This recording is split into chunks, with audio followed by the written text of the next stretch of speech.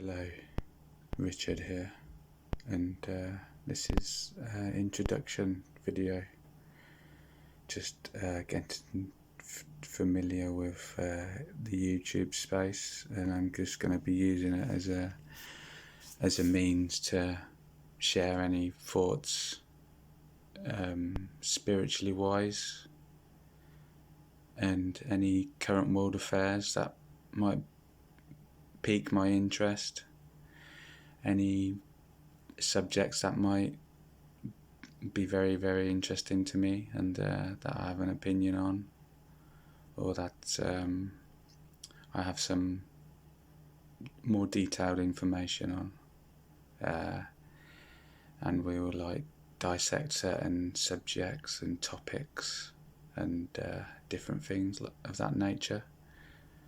And if any of this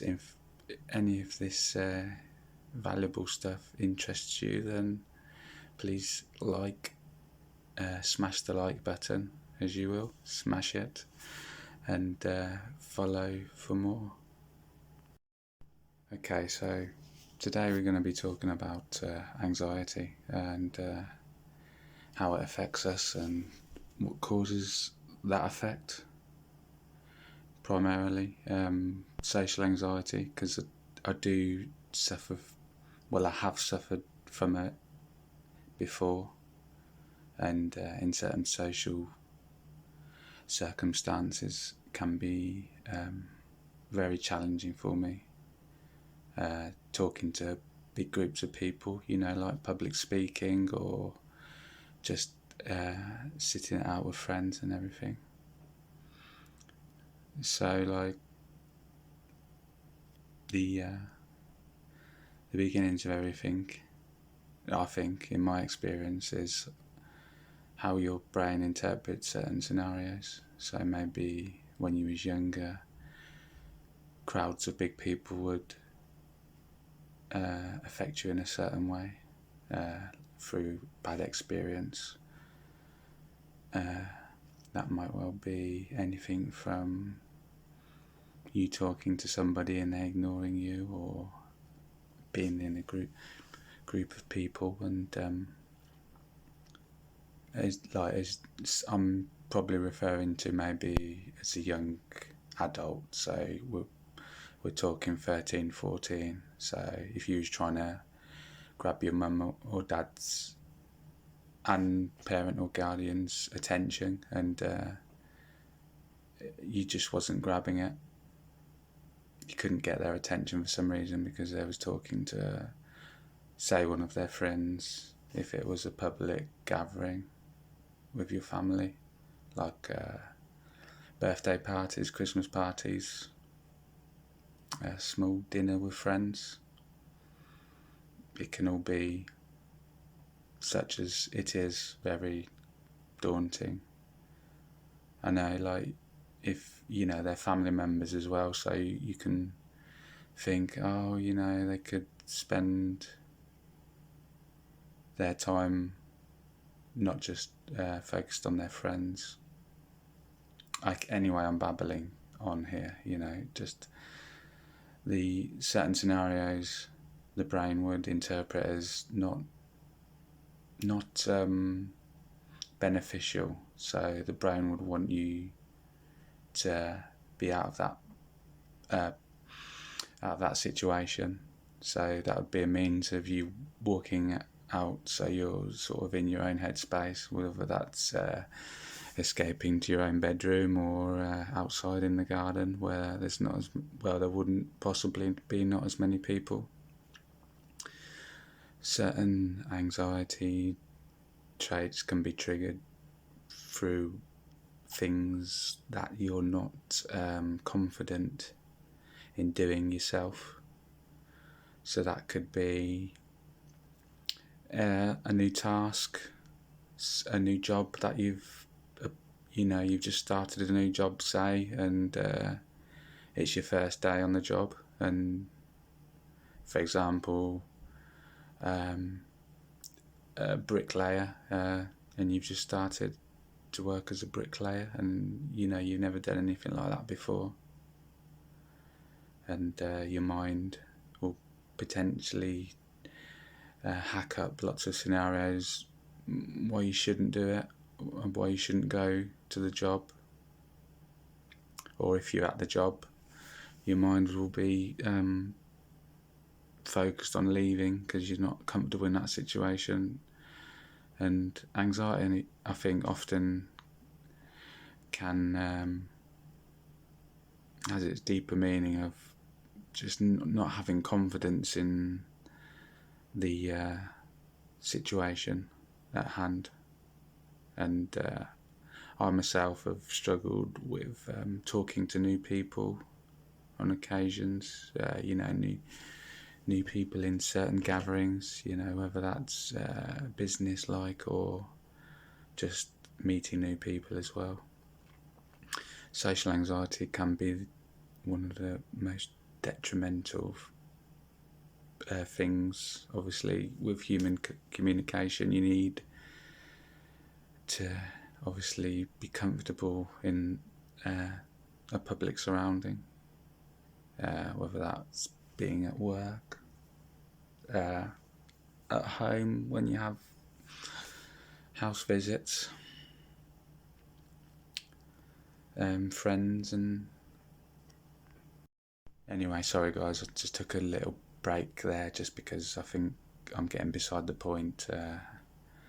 Anxiety has many different originalities, and we shouldn't ignore it.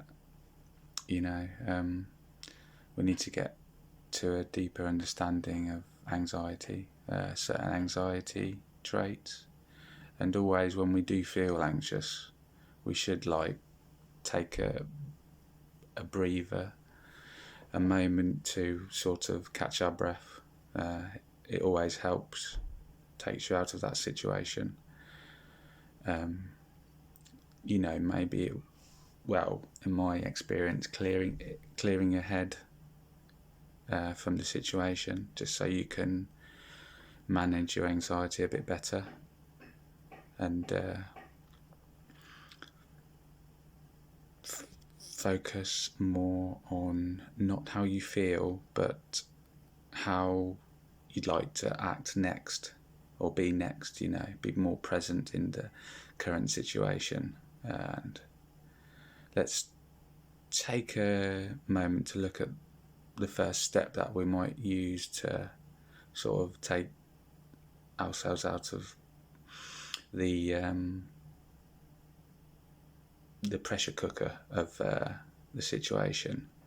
I mean, step one, I think the most important one, is reimagining yourself in a calm environment, somewhere that you would be at home, or like if you could imagine a quiet place in your house, maybe at home, just sat on your bed, and within your imagination, of course, just you're sat there calm, relaxed, and even when you're in the situation of anxiety, just to feel, say to yourself, say a mantra that I am feeling relaxed, or words of that nature, and it does help because it immediately takes you out of the anxiety feeling, the feeling that you're in at that precise moment. The stress levels are very high, and with it comes the anxiety as well.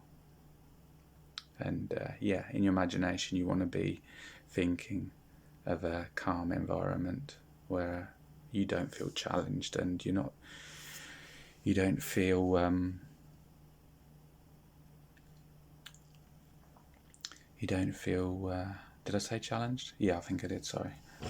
Challenged, and also you're confident where you are, so you can imagine yourself calm, confident, relaxed, all these things. And I think for step two is for example, if you're in a social situation, you're talking to somebody and you do feel a period of anxiety approaching, I think the best thing you can do is talk yourself out of it. It's best not to run away for the situation, because then you're causing a memory for the anxiety to latch onto, and that's all anxiety is, in my experience. It's only my personal experience, so don't comment it as that I'm stating it as fact. It's just what works for me, and it doesn't work for everybody. But hopefully sharing the stuff that I'm sharing today, that will help. If it helps one person, then that's enough. If I just if it does, if it moves one person along. So like I said, if you're in conversation and you feel anxious, just talk about something minimal, i.e. football or current affairs, if that's not at all stressful for you to talk about. And it just takes you out of the emotion, like you might have an emotion towards how you're feeling at that precise time, and talking about something completely different can sometimes take your mind out of that situation. Okay, and I think for my final step, we're not going to keep this video too long, because it is my first video, and I guess not many people will watch it anyway. But practicing mindfulness is always very good, and I will be bringing out a video precisely how I like to practice mindfulness at home, and when I do use it, when I practice it, and it does help noticing. What I like to do is notice five objects when I'm feeling slightly oversaturated with life. I'll flip and look for 5 objects in the room. So like today I'm in my bedroom, so for example I'd pick the lamp, then I'd pick the keyboard, then I'd pick the glass and what colour it is, and I'd just analyse the shape of the glass, and I'd do that with all 5 objects just to get myself out of that anxious state, I guess, if that's what you'd like to call it. So I will be sharing more things in the future. This is just a start video, but hopefully I'll be adding to my initial video, and it'll be a catalogue of different topics, and I look forward to seeing you in the future. So thank you. Don't forget to like the hell out of the video, please. It helps the algorithm. And subscribe where you can. Richard signing off.